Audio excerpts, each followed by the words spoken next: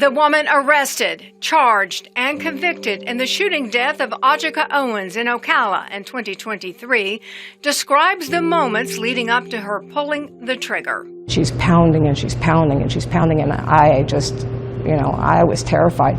Susan Lawrence, in her own words. If anything could have possibly gone wrong, it went wrong. From the public outcry calling for her arrest. So unfair. So unfair. This is not fair. I've made such a huge mistake. That's all I kept thinking is, oh my God. To the reason she did not take the stand in her own defense. Is Susan Lawrence capable of manslaughter? No. And I'm so, it just makes me sick what happened. I just never ever thought in a million years this would happen. And it breaks my heart. From the South Florida prison, where she is serving a 25-year sentence for manslaughter, the Susan Lawrence interview right now on TV20. Where TV20's Kayla Lewis joins us live tonight. Kayla, deputies say Caden was shot. Marion County Sheriff's deputies are confirming that 17-year-old Caden Spate was shot. And as you can see behind me, this is a very active scene, so I am going to step out of the way and try and zoom in just so you can take a better look. Now, Caden's work truck is over here. If you can see that, forensic teams have been here, at least since I got here about 2 hours ago, looking at this truck. Sheriff's deputies do say they found a bullet hole in the truck, which is why they believe that Caden was shot, but by the time they got to the scene, Caden was gone. Police said they received a phone call from a concerned family member about domestic disturbance at this home right behind me. The caller stated an argument happened between the suspect and the victim, who were married. I woke up to what sounded literally like a war zone. It sounded like bombs going off. This shop, which is owned by a family who lives near Newberry, is now completely destroyed. The Alachua County Fire Rescue Fire Chief says it all started when this 2021 Ford F-350 caught on fire. Oh my God. Have anything, Mom. Oh my God. Yes, we will, baby. God got us. God got us. On Wednesday, August 27th, around 2 a.m., Olivia Hayes was shaken out of her bed by her frightened daughter as smoke filled their home at Cedar Park Apartments in Lake City. It spread all the way to our room. Can y'all please hurry up, put some water on that side, on all of it, with Jesus. It was hard. This is an international horseman's nightmare. This was the home of 21 horses before a fire broke out just before 4 a.m. Tuesday. The roof of a Roberts Quarter horses barn collapsed, and the owners Robbie and Sophia Roberts say the 21 horses were inside at the time.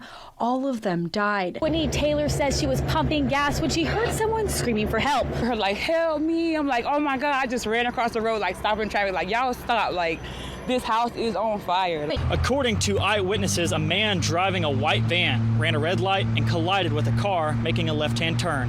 Inside the car was a mother and her 2 babies. The mother was sent to the hospital in critical condition with her 2 children, a 22-month-old and a 6-month-old, who died at the scene.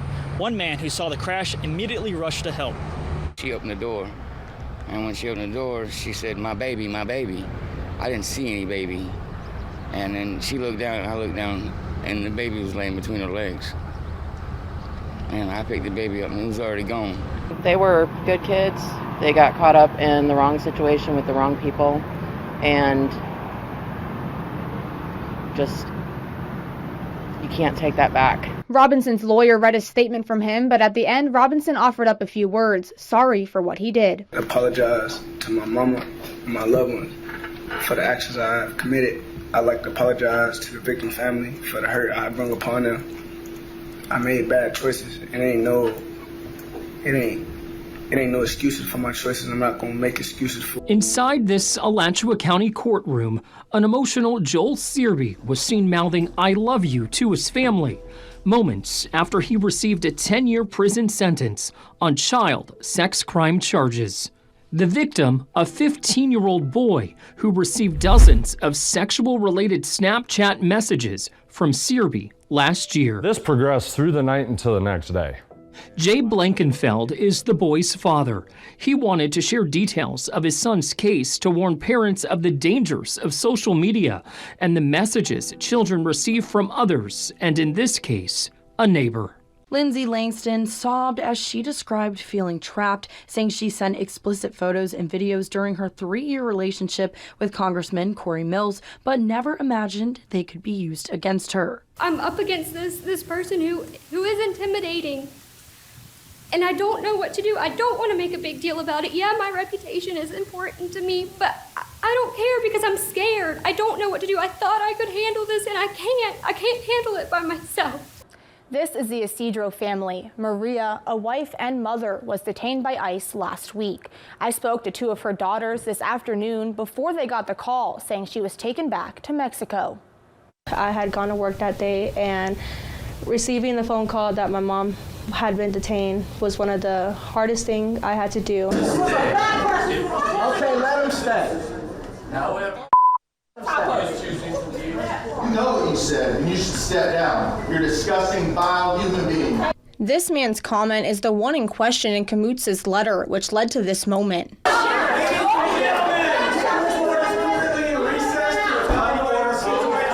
Tensions were high last night as people filled the meeting to support Chair Sarah Rockwell after she made comments on Facebook following Hulk Hogan's death. This was her second public apology. This mistake was mine alone, and I regret that it has distracted from the important work.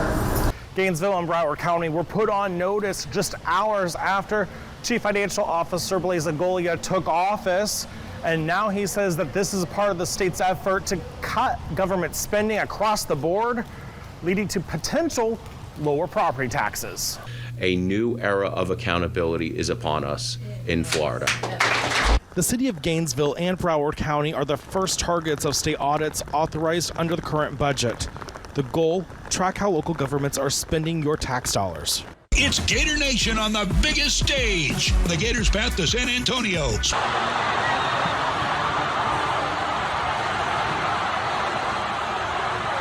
Just amazing, doesn't feel real. Just proud of my teammates, and we're gonna have this forever. It's awesome. Surreal, it is incredible. The Florida Gators are your national champions. It was never easy. If you have to go back to, I don't know, just think of a game, because you can't think of a game, because in the Final Four, in the NCAA tournament as a whole, it never was easy for the Florida Gators. And it wasn't easy in this one. The final score was 65-63. It came down to free throws thanks to Elijah Martin, thanks to Walter Clayton, thanks to Will Richard. And in the locker room, the unselfishness of this team just continues, even in their sound bites. Whatever it takes to win. I mean, I'm good if I don't score a bunch of points, but we get the win. I got a lot of different things in my game that can help us win. So it's definitely good seeing the shots go in, but I just want to do whatever it takes to win. And it was good just seeing that help us. Special moment for sure, I think.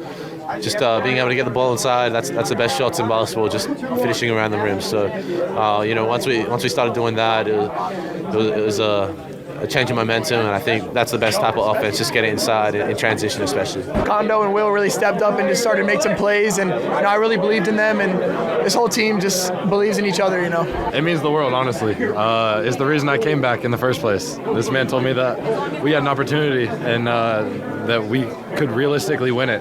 And so I put my faith in him, just like I did when I decided to come to Florida. Midtown after the Gators just won their national championship. It's the first time since 2007. As you can see, everybody's excited. Go Gators!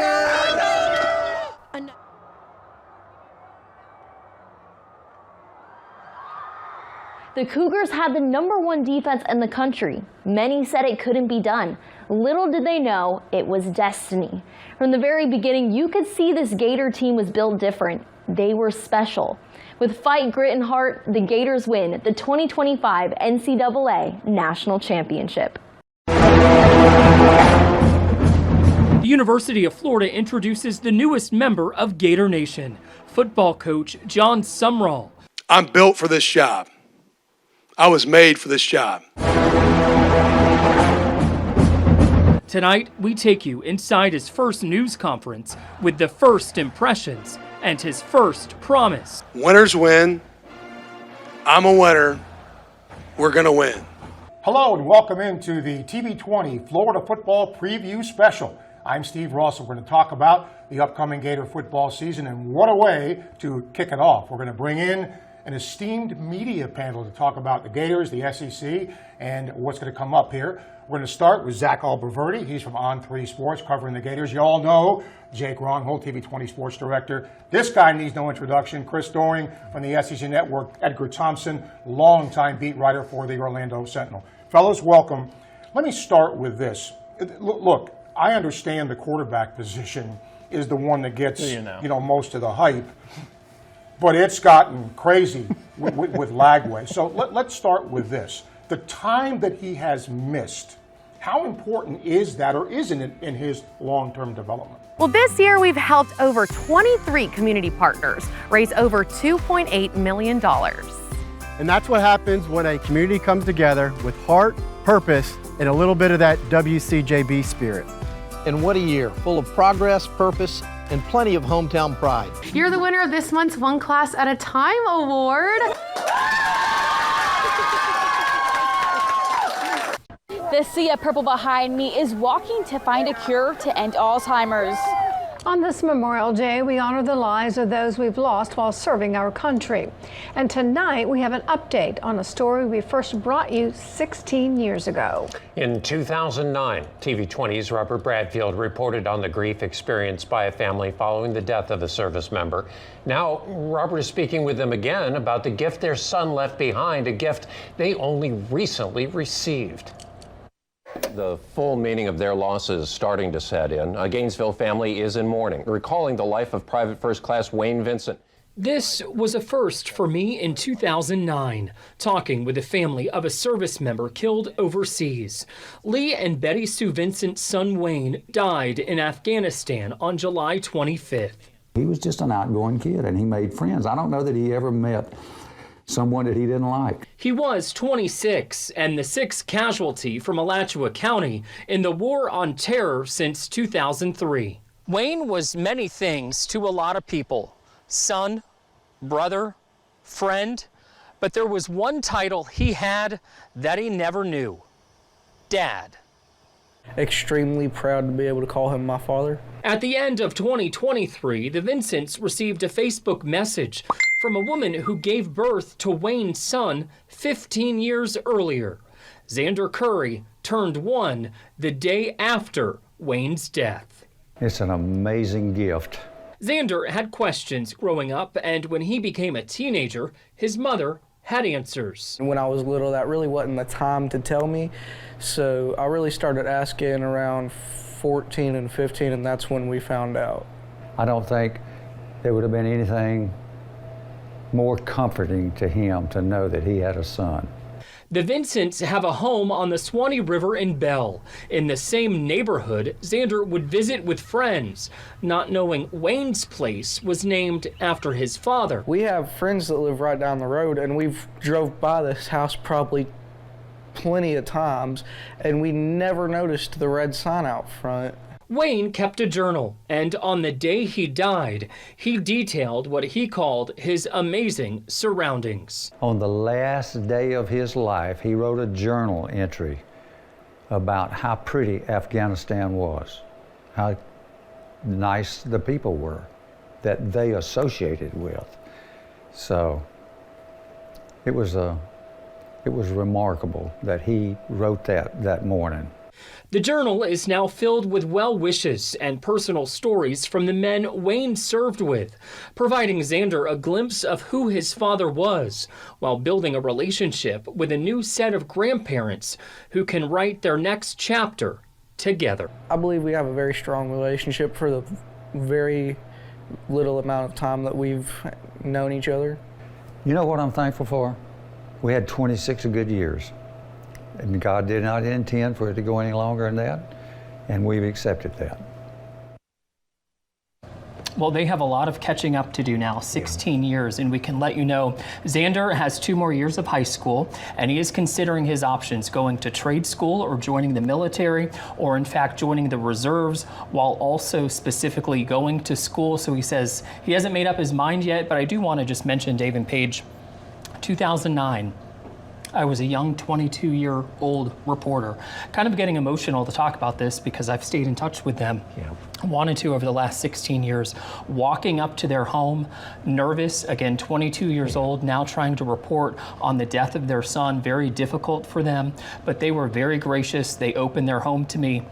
I was there for about 2.5 hours speaking with them, so I want to thank them for their time as well. Also thanking them again now 16 years later, talking to me. Thank you to Xander as well and his mom for allowing me to talk to him. God, the Vincents are amazing people. Yes, they are. Right. Yeah. Body was found by Alachua County Sheriff's officials in an apartment on Southwest 24th Avenue. Sheriff's officials will only say the woman appears to be in her late teens and that she was definitely murdered. Well, this weekend marked 35 years since serial killer Danny Rolling's murder spree began in Gainesville. He confessed to killing UF freshmen Sonia Larson and Christina Powell on August 24th, 1990. He went on to kill Krista Hoyt, Manuel Taboda, and Tracy Pauls. Now nearly 20 years have gone by since Rolling was executed, which means Florida's newest wave of freshmen weren't even alive when he died. TV20's Alyssa Perry was on campus this weekend and talked to one student whose mom attended UF while the student murders were happening. There's a serial killer going on, what are you doing? It's been 35 years since the Gainesville murders rocked this campus and city. And for many students, it's a chilling chapter into the university's history. But for one student, it's personal. They had the buddy system going on during it, I heard from her. But she said that, and they weren't allowed out like past certain hours, but since she was younger and trying to have fun at college, she would sneak out. And it was, if you got caught, it was like, they were like, crazy about it. For Hannah Torres, her mother was on campus at the time of the murders. And while she knew the danger was real, it didn't always feel immediate. You're watching the TV20 First Alert Hurricane Special. Business owners and homeowners in Cedar Key are still rebuilding and resettling, first from a fire and then Hurricane Helene within the same month. We spoke to new Cedar Key Mayor Jeff Webb about changes made to help you get back to the island after a storm. One of the things we're really working on is making sure that we have the attitude is our goal is to get citizens on as quickly as possible. That's the goal. We have passes that we had last year, but even if they don't have passes, we're putting together a new plan where it may take longer to get on the island, but just because you don't have a pass, we're putting together a process so that they can get on. It's just going to be a little bit more painful. What started as one man's calling after the last hurricane season has grown into a family effort, now a business, with a mission to help the most vulnerable this hurricane season for free. TV20's Misty Webb shows us how it all began and where it's headed. Yeah, I'm beyond blessed. In the chaos that followed a devastating hurricane season, JJ Polk grabbed a chainsaw and a calling. I just wanted to make a difference in the community, and I felt like in my heart that was the right thing to do. So that's what I've done. His small act of service lit a fire in the hearts of others, including JJ's brother, Thomas Polk. I guess I kind of recognized the spark. I seen what he was doing and realized what he was doing is a really great thing. I wanted to help him, support him. I had a little bit more resources to bring to the table to help as well. Together, the two built Tomahawk Lawn and Handyman LLC, a team that started with emergency storm cleanup and stayed for the long haul. If something comes through and we have emergency situations, we'll grab our bootstraps, tie them up, and do the same thing all over again with more manpower and more resources this time as well. From driveways washed out to trees crashing through homes, the work hasn't slowed, but neither has their faith. Dreams really do come true. Keep working is all I can say to that. God's provided a way for us every step of the way. We wouldn't be here without him. We would have never came this far without him, I can promise you that. Even with fewer emergencies, the duo and their other brother stays ready, never turning down a neighbor in need. There ain't really as many emergency needs right now, so we just been kind of doing our own thing to catch up on the expensive that we did spend. So, but if an emergency comes, or if somebody needs to get in their driveway or something falls on their house or something like that, we can still help out. From a chainsaw and a calling to a full-blown mission of hope. It started as a little spark with a boy and a Craftsman chainsaw. JJ and Thomas say they plan to keep expanding their work to reach more families in need, no matter the storm. And they are already preparing to face this hurricane season head on with the resources JJ Polk didn't have to begin with. Look at this. Look at this! Mike is on the camel, his final hump day at TV20. His final day is Friday, but hump day, Wednesday, midweek. Come on, we got the camel. And look at this, Mike. This is too good. Oh my gosh. Happy hump All right, day. happy hump day. Mike, let's get a remark from up there. We need new shocks on this camel. Oh my gosh. Well, happy hump day, everyone. This has just been such an amazing special morning with Boris. We got him here. We got Mike, who's coined, the hump day brand here at TV20. And yeah, we're just so grateful. We're grateful, and we'll see you next time. All right. Happy hump day.